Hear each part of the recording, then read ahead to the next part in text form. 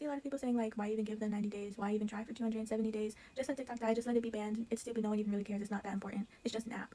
And I definitely disagree, but I can understand because it's a place where young people speak their minds. Of course, it's going to be seen as stupid because everything always is. But what I cannot allow and what I cannot stand to see is the loud and blatant disregard and disrespect towards the hundreds of thousands of individual people and small businesses who use this app to put food on the table, who use this app to pay their bills. And I'm not just talking about the pretty girls who get on here and dance, even though them too don't deserve job insecurity. Believe it or not, nobody deserves job insecurity. Nobody deserves to not know if they're going to be able to work the next day. Nobody deserves that. Because believe it or not, anything where you provide a service and get paid for it, even if that service is entertainment, that is work. And a lot of people are saying, like, don't put all your eggs in one basket. Why would you depend on an app that's not secure, that's not sustainable?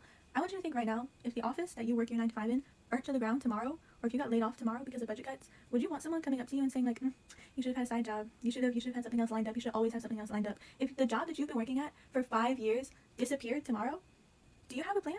A lot of people don't. A lot of people don't have savings. And that's the problem. Because even if you're making money off of a social media app, most creators still live paycheck to paycheck. Creator payout to creator payout.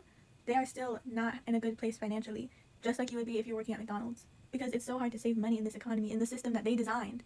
That's the problem. Like, and sometimes it's impossible. Obviously, we've seen people do it. We've seen people find crazy success, but that's not the majority. They are the outliers. They are the exceptions to the rule. And even more so, the ones that I think about are the disabled creators who use this platform to make a business and a name for themselves where they otherwise couldn't. Because in a world without this app, without this kind of work available, disabled people are told that they can never be independent. They always have to depend on somebody else. They can't go work for somebody, let alone even dream of working for themselves. And yet, this app allows them to do that. This app allows them to get up every day and make a name for themselves and provide for themselves and their kids. Because apparently, a lot of people think disabled people can't have kids. They can and do.